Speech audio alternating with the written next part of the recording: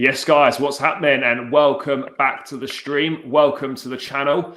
And last night, disappointing in St. Petersburg with Roman Abramovich in attendance for the first time in a long time. And in the stadium where the Champions League final, ironically, takes place next year as well.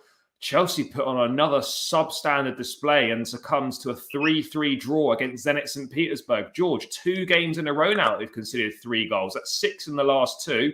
When we'd only conceded 1, I believe, in the previous 5. So a few defensive frailties occurring. And more frustratingly, having done the hard work by blowing Juventus away 4-0, we then obviously lose out on top spot by messing it up.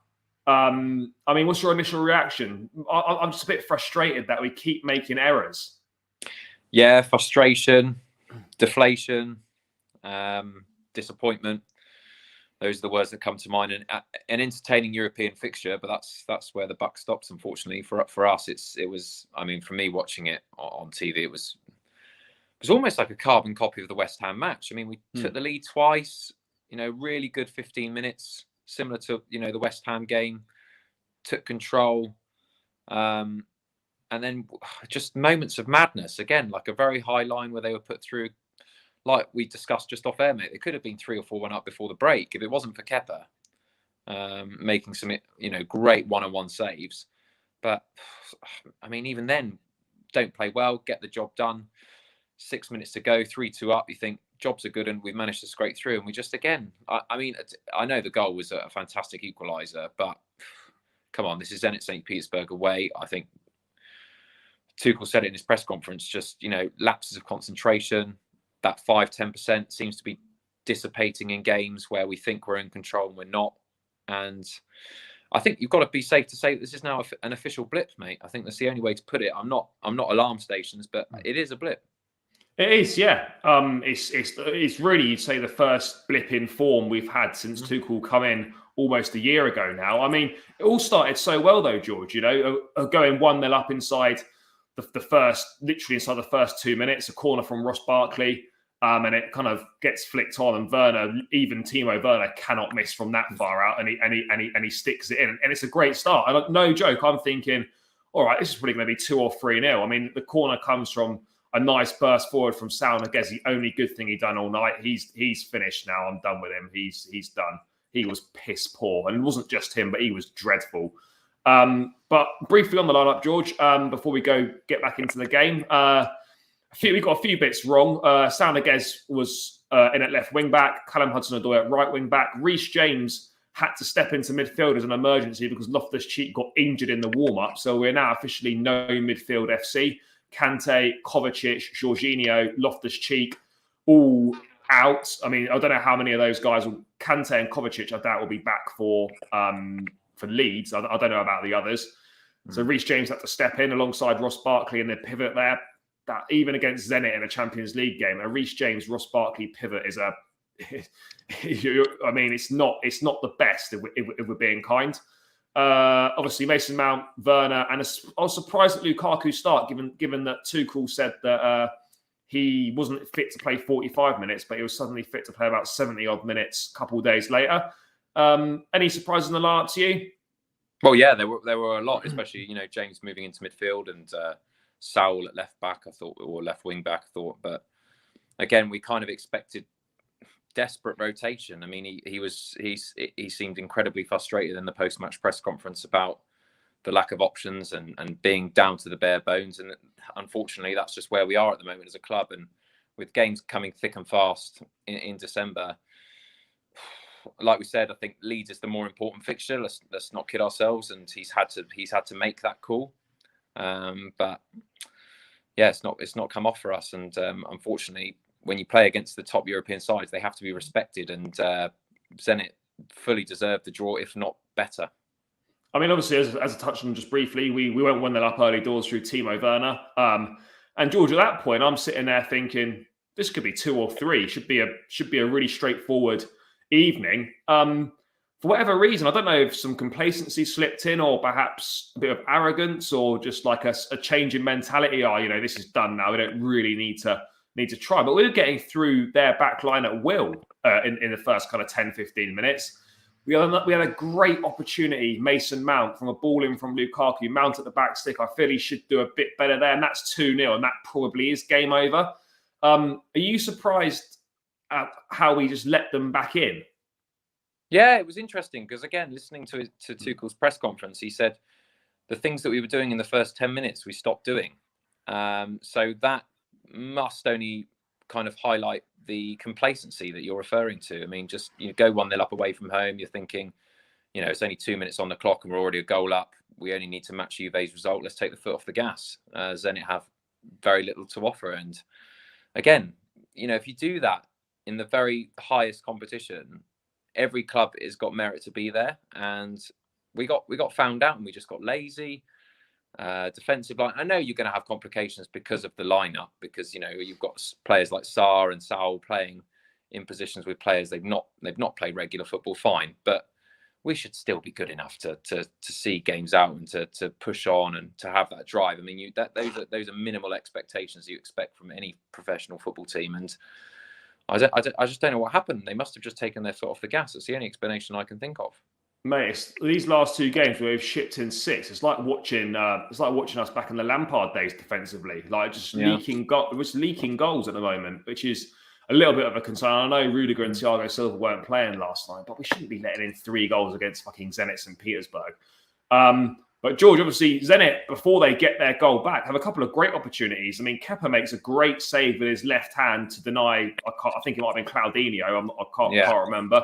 Great save there. But then eventually when Zenit do get their equaliser, George, it's just an easy finish. And it's poor. I don't know if it's the equaliser or the 2-1, but Barkley just gives it away in the middle of the pitch. And then Christensen's caught in no man's land. Does he go with the runner? Does he go towards the ball? And they just played straight in. Yeah, the thing is, they were all watching the cross, and no one was firstly trying to stop the cross coming in.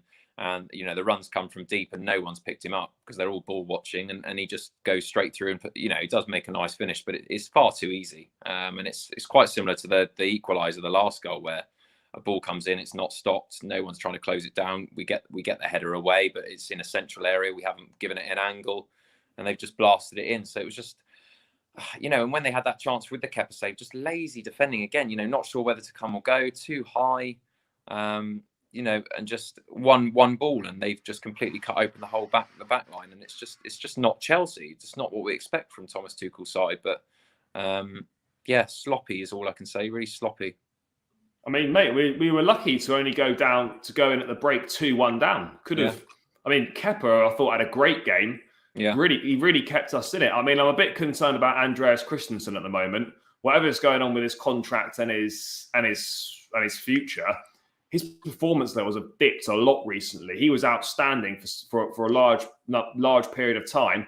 We seem to have got the old Christensen back at the moment these last couple of games. It looks like, I mean, mate, do you think his future is kind of playing on his mind a little bit in his performances?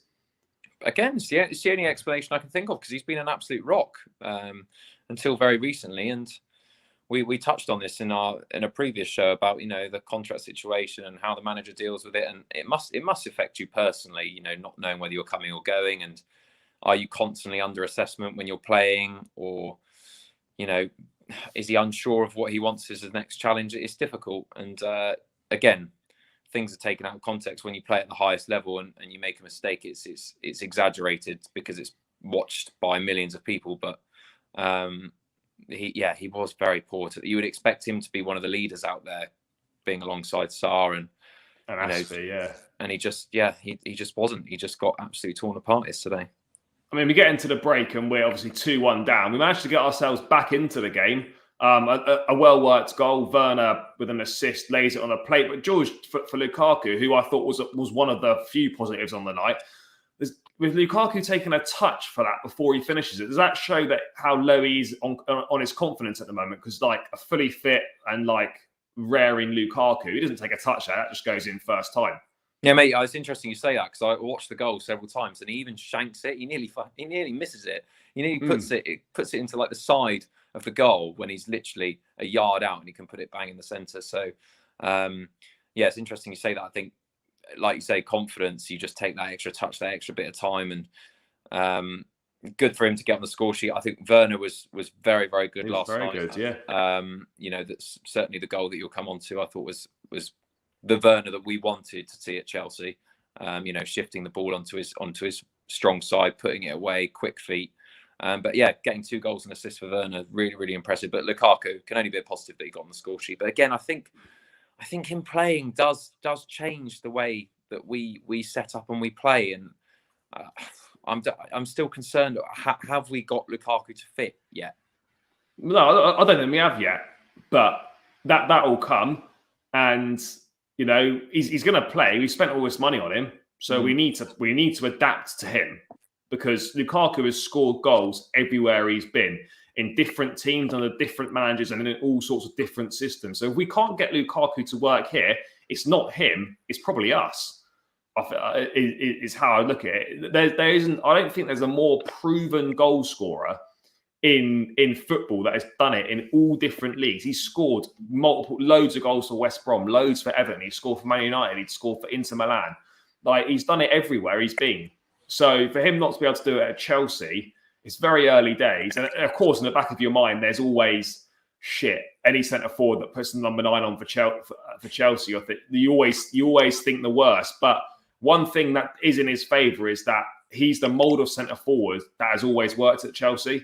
Yeah, like a Drogba, like a Diego Costa. That's the type of forwards we've had success with.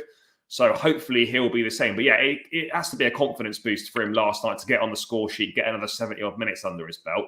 But George, having got back into the game at 2-2, and then with 6 minutes to go, we take the lead through a well-worked goal. Pulisic off the bench plays it into Werner. It's a great finish from Timo. You're thinking, we've got away with one here. We're going to kind of steal 3 points with a 3-2 win. And then with 6 minutes left, we get it to stoppage time. And yeah, as you touched on it, it's a good finish. Should Kepa do better? He just doesn't have that reach. That's not his fault. He hasn't got that reach because he hasn't quite got the same height that Mendy does. It's not his fault, that goal at all. But how have we let that slip again? Having got ourselves in ahead with such little time remaining, we then blow it.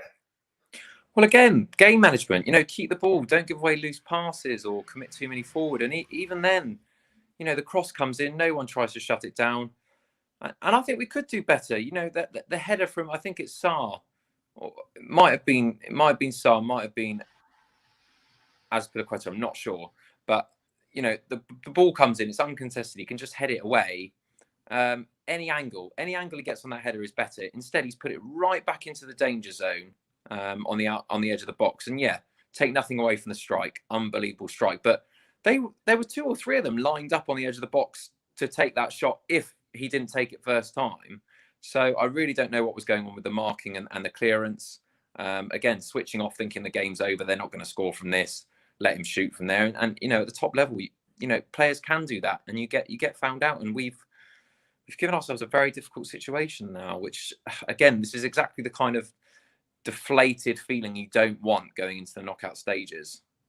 I mean, George, that's no win. That's one win in our last 4 games in all comps now. Look, football fans can be very reactionary. You know, you're only literally a couple of draws or a couple of losses away from a crisis at Chelsea. Yeah. I'd say, look, we're 2 points on the top of the league. We qualified for the last 16. We're in the quarterfinals of the Carabao Cup, and obviously we're in the FA Cup because it hasn't started yet. It's not exactly panic stations, but are there a few worrying themes that are creeping in that are concerning you? Yeah, definitely. I mean, lack of selection is one. You know, not having our best players is always going to be a hindrance. I think Lukaku coming back into the fold is causing disruption, sometimes positive, sometimes negative, because Tuchel is almost a forced hand where he feels like he has to play him. And that does cause disruption because we haven't been used to playing with him this season. I'm not saying that that's not going to work, but we have to find a way and find it quickly. And just the game congestion like everyone else has got. Like I said on the show, I don't think we can complain too much because we have got a lot of quality internationals to pick from. But if you're fighting for all 4 major honours, which a club like Chelsea should be aspiring to every season, it is incredibly difficult time of year. And we've said it, you know, the crux and the make or break for Chelsea often is Christmas. And at the moment, this is proving to be probably what we're going to look back on and say, well, that's where we lost it, unless we start to turn it around very quickly, starting with Leeds at the weekend. Yeah, as I said to you, mate, I think it's not that there's some worrying themes occurring, and I guess I'm probably simmering on the concerned front. If we weren't to beat Leeds at the weekend, whether that's a draw or a loss, then it goes from, all right, it's a bit of a problem, to go, actually, yeah, this is quite a big issue now. But yeah, I mean, obviously you touched on it. We unfortunately come second in the group. Just a quick word, George, on our possible opponents for the last 16. The draw's on Monday. We can face either Bayern Munich, Lille, Real Madrid, or Ajax. It's not great, that. Obviously, we'd all want Lille. Bayern Munich are a joke. I mean, Real Madrid, I think we beat them last season. I think we can do them over 2 legs. A lot can change between now and February, March, when the ties are. And Ajax are a very good team. I mean, 6 wins from 6 in the group stage, scoring loads of goals. I mean, what are your thoughts on any of those 4 as potential opponents? Yeah, obviously you want to avoid Bayern Munich. They've got better and better, and they knocked us out a couple of seasons ago, very convincingly. And I think that would happen if we got them. I could almost, well, never say never, but I think it'd be incredibly difficult for us to progress playing Bayern Munich. Yeah, Ajax, as you said, probably the next most dangerous opponent. I'm not too concerned about Real Madrid. Yes, they have some players that can obviously turn a tie around, but I think we could do them over 2 legs, and similarly with Lille. So we've put ourselves in a difficult position. Make no mistake about it. But you've always said, and I agree. I think if you're going to win the competition, eventually you're going to have to play one of these teams anyway. And yeah, we need to push the reset button. We are the champions of Europe, and we need to give it a good crack. And as long as we avoid Bayern Munich, I'm still fairly confident. Mate, you just know Monday afternoon, that draw, you just know Chelsea Bayern Munich's coming out the pot. I already reckon it is going to be 100%. Oh, mate, it's already guaranteed. They don't even need to bother doing it. That's just the way it will be. And we'll fix it so we don't get anywhere near the final again, I imagine. Yeah, mate. I'm fully expecting Bayern Munich. Anything else would be a bit of a plus. But I mean, obviously, George, midfield. What did you make of Reece James in there? Did you think he? I mean, I thought he was okay. I think it's a big ask to ask him to step into midfield in a double 6 position in a Champions League game when he's never played there before. It's the situation we're in, and probably put him in there for his physicality, his ability to travel, his ability to pick a pass, his energy that he gives. So yeah, I mean that's the situation we're in when you're playing a right back at centre mid. I mean, it just shows. And I think, like you said, at the moment you look at the United game and you think we were bang unlucky not to win the game. West Ham, bang in form. Okay, poor, but you can give that one. This one, we've had loads of rotation and we've actually not lost the game. But if we were to lose to Leeds, mate, who have been terrible this season, I think I agree. I think that's where we start to. I don't care what team we had. If we don't beat Leeds at the weekend, I'm starting to really get concerned about any prospect of a title. Yeah, no, it's certainly verging on worrying times. But let's get into the player ratings, and I'll obviously bring it up on the screen. I mean, George, we'll start with Kepa in goal. I mean, we did briefly touch on it. He was probably, along with Lukaku and Werner, one of 3 very small positives. I mean, we're going to really rely on him in January with Mendy off at the African Nations Cup, and this would have done his confidence a world of good, and he really kept us in the game. Mate, I've always said I generally do believe he's a better shot stopper than Mendy. I've always said this. And I think yesterday proved that in terms of his reaction and his speed to get down to balls. I think he's just better. Where Mendy's better is obviously his presence, his ability to stretch, get that reach, probably saves that last goal that goes in. And probably the most important thing that Mendy's better at is his decision making in terms of when to come out of the box, when to close down angles. I think sometimes Kepa can be a bit erratic. But yeah, he was probably, him and Werner were the 2 performers for me. So for me, you can't give him too high because obviously we did concede 3 goals, but I'd probably give him a 6.5 or 7 out of 10 for his performance. Mate, I thought it was really good. I know we let 3 goals in, but none of them were really his fault. No. I mean, I'm tempted to verge on a 7.5. Yeah, that's fair. I mean, I probably would have given him an 8, but we let 3 in, so Yeah, I mean, it's quite hard. Yeah. Let's go to Malang Sarr. I mean, I've got to be honest. He was poor, but what do we expect? These guys are squad players; they hardly play, and to expect like a high level performance when they come in is, I think it's quite unrealistic. Let's be honest. Sarr coming on a free transfer is going to be one of those that is going to be sold on for a profit by Chelsea. It's like, I think it's a business opportunity. He'll go out on loan probably next season, and then we might sell him. We'll sell him for money. We'll probably make 15, 20 million pounds on him. But having said that, you probably expect a little bit better than last night. But I mean, do you get where I'm coming from? That it's actually quite hard. It's unrealistic to expect top level performances from these guys when they barely play. Yeah, exactly. And you've got to look at who he's playing alongside as well. I'm sure if he's playing a lot with Silva, and Rudiger, he's going to have a better performance because he's got cover there. So, he's been a bit stitched up because he's got a makeshift lineup. I mean, he's got Saul with him on his side, and it is difficult. You haven't played a game of football for a long time, and I completely agree with that. So you can't give him a high rating because again, it's poor. Any back four that concedes 3, you can't give a high rating. But again, unrealistic. Mate, I've got to be honest. He was below average. I'm thinking. I mean, 4, 3, 3.5, 4. Let's go in the middle, mate. We'll go 3.5. Yeah, he wasn't great. I mean, it feels quite harsh that, but I mean, it's the reality of the situation. Moving on to Andreas Christensen. Obviously, we did touch on him a little bit earlier in the stream about how his contract might be affecting his performances and his future. And he looked a little bit like the Christensen of old, indecisive for that goal where Barkley loses it in the midfield. This wasn't a good performance from him either. I mean, I'd arguably say he was arguably a little bit worse than Sarr. Yeah, I thought he was, because you'd expect it from Sarr almost because of being put into that situation, as we've just explained. But Christensen's an experienced player for Chelsea now.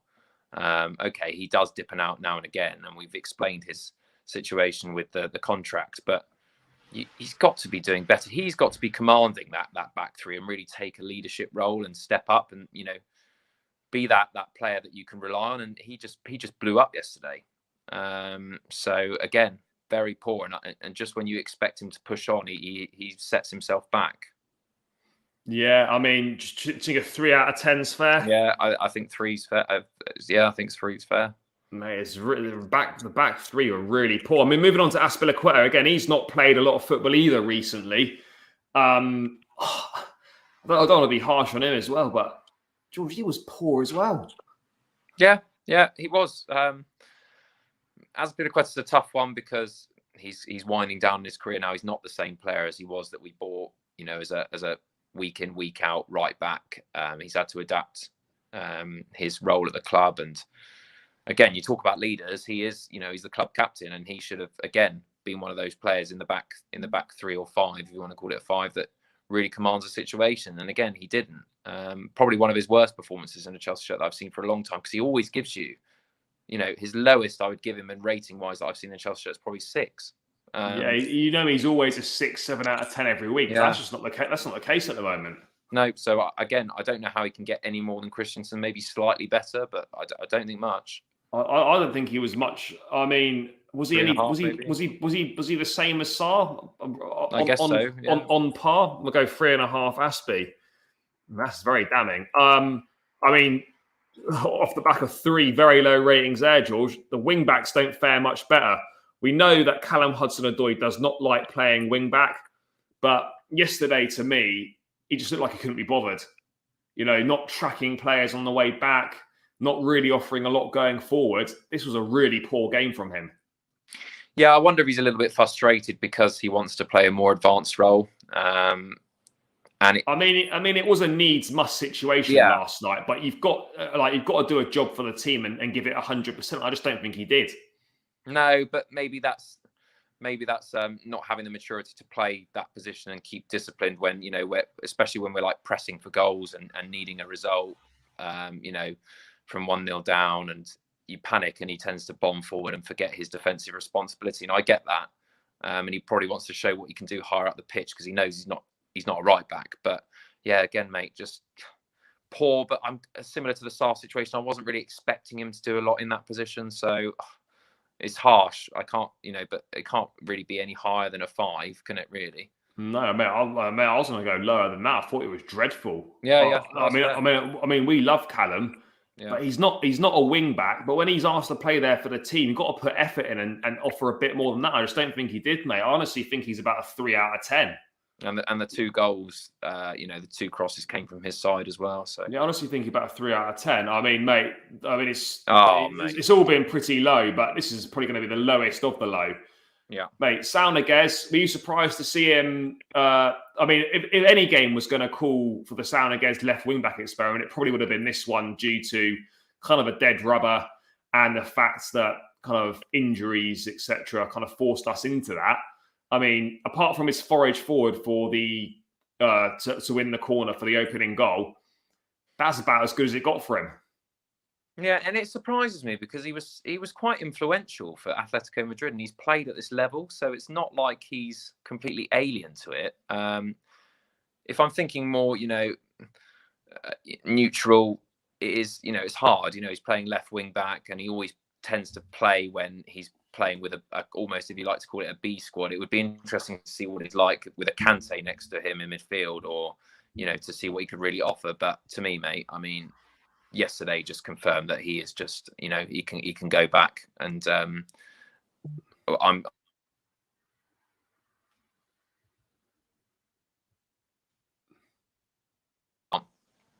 Yeah, mate, we can send him back to Atletico Madrid as an early Christmas present. He's had opportunities now, just not good enough, I'm afraid. I mean, what, do you think 2 out of 10's a bit? Is that fair? Less? But what did he honestly offer? What did he do, mate? I'm literally giving him 2 for the fact he made that run forward to win the corner. Yeah, he was fucking dreadful. He really was. I don't like being harsh about players, but he was awful. He was really bad. Yeah. Moving on to Reece James. I mean, Thomas Tuchel, when asked in his press conference, George, about playing Reece James in the double six, he was quite complimentary. He said, "Of course, do you see this as a role for him going forward?" He said, "Of course, but I expect normally Kante, Kovacic, Georgie and Ruben to start in midfield, and they're all out today, so we need to be a bit creative and put Reece in there. We knew about the quality in central midfield and wanted to have some physicality. That's why he helped us there today, but the target is to put him back on the wing. For this, we need players who can play in central midfield." So, obviously, a needs-must situation. How do you feel he acquitted himself there? I thought he was okay, but nothing special, though, which is to be expected. Yeah, he did as the best job he could do in a situation that was alien to him, and probably one of those that the manager said, "Just give it your best." He's not expecting much. It's not his position, and it was a kind of backhanded response to the journalist who, he was basically saying, "Look, obviously we're playing him there because we've got fuck all else options, and that, so." It's not something that we're looking to plan for the future. It's just a needs-must situation. So, he wasn't the worst performer by any stretch of the imagination. So, again, probably a 4 or 5. I don't think he did anything. Yeah, mate, I was going to say a 4.5. I mean, just briefly on that, George, is this something you'd like to see again going forward? No. Or just think, actually, do you know what? Absolutely not. I think if it's put it this way, I mean, if it's between him or Saul going in the middle, I'd probably play James at that point. Definitely. But then I think it's literally the last case scenario, isn't it? You'd play Ruben, Mount, Kovacic, Kante, Jorginho, any of those would play there before him. I mean, and moving on to the other guy in that midfield pivot, Ross Barkley. You seem to quite like him. I mean. Yeah. He's a bit of a moments player. Occasionally, he offers something, like when he comes off the bench against Southampton and plays a great ball in to set up one of the winning goals. But George, again, this highlighted, he just isn't Chelsea quality. I'm sorry, he's not.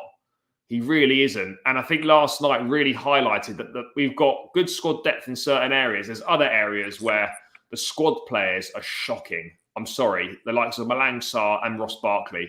Woeful. Barkley was piss poor last night, in my opinion. so lightweight in there. You know, the way he just gave the ball away in the middle of the park for one of their goals. I didn't really feel like he offered anything going forwards. Yeah, he whipped in that corner, but anyone could have really whipped that in. I thought he was dreadful. Yeah, I hate to say it because I've tried. I really wanted this game for Ross Barkley to express himself, because I think Thomas Tuchel does actually quite like Ross Barkley's attitude in training and his there's no doubt in some of the things that we've seen in his career, his technical ability. But I suppose you could say that about any footballer. Any footballer can score a great goal, and he has got that creative spark. But I think everything needs to be going for him. And yeah, yesterday I think I have to hold my hands up, mate, and say that I think you're right in the sense that yesterday, for me, of all the games I've seen Ross Barkley play, kind of signified that he's not of the caliber that we need going forward. And he's always been like this, unfortunately, where he hasn't developed into the player that matures. I mean, he's 28 and he's just, or is he 30? No, he's 28 the other day. Yeah, and he's just, like you said, mate, just wrong decision making, gives away the balls, doesn't think about the clock. We got 3 minutes to go, gives away a loose pass in midfield. Like, just hold on to the ball, take it to the corner. Just silly decision making, and I do think it's the beginning of it's the boys to men end of the road for Ross Barkley, isn't it? No, it is, mate. I don't think we'll get rid of him in January just because we need the numbers. But come the end of the season, he's Romeo done, mate. He is. He's finished. I mean, it's just so frustrating because there's clearly ability there, but I liken it a little bit to Jack Wilshere, where Barkley was very, very talented when he come onto the scene. Yeah. But he hasn't really improved as a footballer since he was in his late teens, early 20s. He's got no better whatsoever. He's not reached his potential at all. And for the life of me, I cannot understand, as he's got older, how his decision making has not improved at all. But it does make you question. Sorry to bump. Makes you question. Someone like Ross Barkley, who obviously, did he want to make the step up and join a club and really believe he was going to make the Chelsea first team, or did he just go there for a paycheck? That's because he could go somewhere else and play regular football and be a regular player. But he's obviously decided not to, which makes me question what Ross Barkley really wants. Yeah. I mean, a rating out of 10, George. I mean, I can't really give him much more than a 3. Yeah, I mean, a 3. I thought he was poor, really poor. Really, really shit.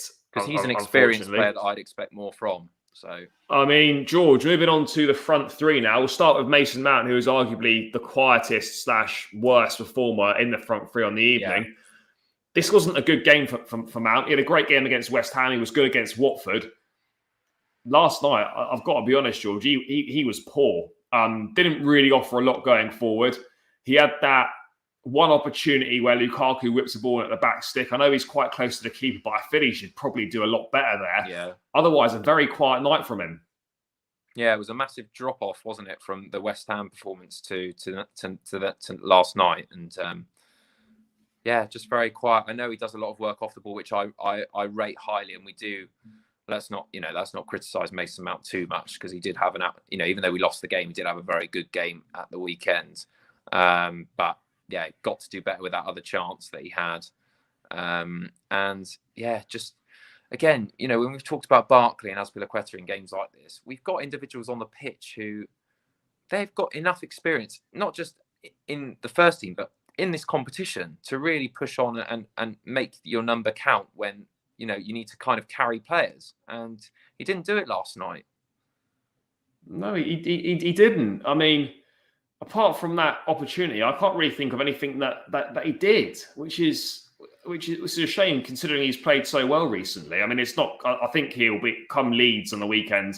I think he'll be fine. But yeah, not a great performance from him. I mean, George, I have to say, if we're taking 5 as average, I think he was below average. Yeah, I think he was below average, like 4.5. I think a 4.5 out of 10 is fair. Not one of his better games for sure, given the recent performances. George, as we round out the player ratings, these are probably the outfield players, the only 2 positives. Let's say the best till last in Team Event. Let's go with Romelu Lukaku. Obviously, still finding his way back to fitness. Got about 65, 70 minutes in the tank. He looked knackered when he came off. a goal as well, which is always going to help his confidence. What did you make of his all-round performance? I think quite important in his road to recovery. I think it was definitely progress. You can't say it was vintage Lukaku because he's still struggling with his trying to find his feet and obviously trying to keep up with the pace of the game because of his fitness and coming back. But you'd expect that. So listen, if someone told him before the game that you'd play 70 minutes and you'd score a goal, as a striker coming back from an injury, you take that all day long. So I think it's only a positive for Romelu Lukaku. You could be slightly critical on some of the link-up play and maybe not doing enough, but I think he's probably got that in the back of his mind that he doesn't want to get that injury again and not push yourself too hard. I thought if I was a striker, I'd be very happy with that performance personally. I mean, as I've said in previous shows we've done on the channel, mate, he's new, he's coming for big money. He's then missed 6 to 7 weeks through injury, not training with the team, not working on system, not working on shape, not working on movements, etc., not learning to link up with other players. That's a large amount of time that he's missed on the training pitch. That's going to take a bit of time to come back. But yeah, I think a step in the right direction for him. And I'd probably expect him to start against Leeds again on Saturday, and hopefully he can push on again from there, George. But do you think a 6.5 is a fair rating for him? Would you go higher or lower on that? Yeah, I was going to say 6 or 6.5. I couldn't give it any higher because I think that we know how much Lukaku. If you're giving Lukaku an 8 in that game, then where's the limit? But I think a 6.5 is fair. Is fair for sure. George, moving on to Timo Werner. He comes in for a lot of stick from Chelsea fans. Rightly so on some occasions. Last night I thought was I know it was only Zenit, but last night I thought was one of his best games. 2 goals and an assist, and he looks really sharp all evening. I mean, what did you make of him? Well, I've been one of the fans of Werner and telling people, give him time, and he does a lot for the team off the ball, and he finally proved last night what he can do on the ball. And why we bought him for, probably up there with one of his best performances in a Chelsea shirt. He had a couple of really good games under Frank Lampard, but looked really, really sharp in the right area for the first goal. Very selfless for the second, for Lukaku just to square it to him, and works hard to get that ball across. And then the third goal's the second goal that he scores in our third is wonderful shift of balance onto his right foot, sharp. Doesn't allow the defender or goalkeeper any time to react. And he was really on it last night. So it'll be interesting to see if he's raised a few eyebrows with Tuchel about the lineup on the weekend. But he was the best performer of the night, I thought. I mean, mate, we've seen this with Werner before, though. He puts in a performance, and then you think, oh, is this going to be the moment he kicks on? And then he goes the next 4 or 5 games and doesn't do anything. How important is it for him now that with this performance? I think he may well start on the weekend, but how important is it in the coming games, particularly over this December period, that actually Werner pushes on? Because ultimately, he could be fighting for his Chelsea career here if he doesn't really push on this season. Yeah, and there's no hiding place in the Chelsea squad. I mean, some of the players that we've mentioned tonight, players like Ross Barkley, they've had opportunities in that game to showcase, right, make a stance. This is why I should be starting. None of them lived up to that and actually underperformed below average. I feel like Timo Werner's, he's very much we know by fact he's a confidence player, and I think he needs that arm around the shoulder from Tuchel. A lot of people praising him, and I think if he didn't start the weekend, I think that would really affect his confidence, considering 2 goals and assists in a game, and then you don't start. I think this is man management again, and I think Tuchel needs to start him to give him that confidence. Say, you know what, you actually played really well, and you deserve to be in the team. No, I 100% agree, mate. If someone's played well in the last game, they should start the next one for sure. And particularly if someone like Werner, who has struggled so much, I think it would be a bit of a blow if he found himself on the bench again. But George, how promising was it to see the Lukaku-Werner link-up? I know it was only Zenit, but we saw it against Manchester City. It offered nothing. It was a little bit more promising here. Do you think this is something we might see a bit more of this season?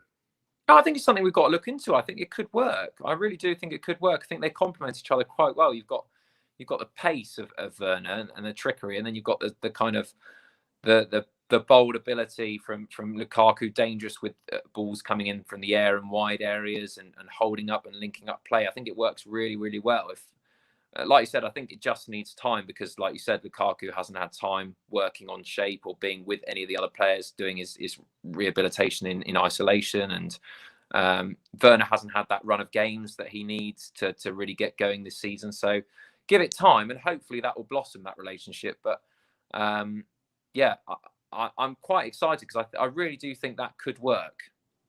Yeah, I hope so as well. I mean, only time will tell, but I think we will see it more often than not going forward, particularly the amount of games we've got coming up. So it's got potential, but it's important not to get carried away, because this is only one game. So, I mean, George, to round out then, Werner player rating, obviously we've given Kepa 7.5. I thought Werner, along with him, were our best performers. I mean, a 7.5, or do you think he deserves an 8? I think I'd round it up. I'd go 8. I thought, if you just focus on Werner's performance, I think that is one of his best in a Chelsea shirt. 2 goals and an assist. So when was the last time we did that?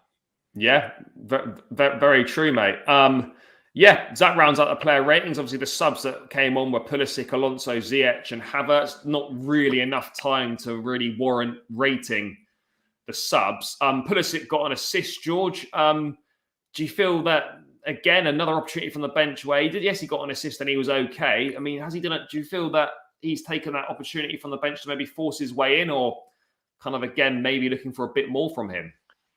Possibly. I mean, Mount wasn't great again, but I think his performance in the Premier League game before warrants, probably he keeps his place just. But Ziyech, for me, Pulisic, these guys, again, they're just a bit in and out at the moment. And I think it is difficult still with that front three. I'm not sure.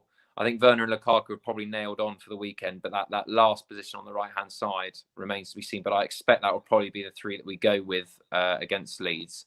Because we did score 3 at the top end of the pitch. Yeah. I think it's more the defensive areas where we need to sort out the middle 2, and obviously the back is where we really need to sort it out. Yeah, no, 100%, mate. I mean, just last thing on Timo Werner. I mean, I saw this stat, and you sent it to me as well. And I was quite surprised to see it. I mean, I don't know how surprised you were, but no. I'll just bring it up on the screen now. No Chelsea player has scored more goals than Timo Werner since he joined the club. I mean, were you surprised to see that? I guess that's what we bought. I'm not. Mate, does it highlight how much you've actually struggled for goals? Yeah, that the latter is exactly, you've hit the nail on the head. I'm not shocked, because he scores goals, and he is a player that we bought in to score goals. I think it actually shows the lack of goal threat and the lack of goals we've had in the last 18 months. Yeah. The fact that, let's not forget, tied with him was a penalty taker, Jorginho. Jorginho was our top scorer in the league last season with 6, and they were all penalties. So come on, let's not kid ourselves. It's not like that stat makes it look like Werner's scoring goals for fun, but actually he put a bit of context around it, and it's slightly different. Yeah, but I've got to say, I am a huge fan of Werner. I believe he's got more to give. I think there just needs to be. He's a confidence player, and I feel like he needs someone to really always say, you've got the ability, give him the praise he needs. And I hope he can put in a good performance against Leeds if he starts. Yeah, well, let's hope so, mate. But I mean, that rounds out our player ratings and Zenit match review. Not a great night in Russia for Chelsea, giving up top spot, unfortunately, in the group. But we'll find out on Monday who our opponents are in the last 16.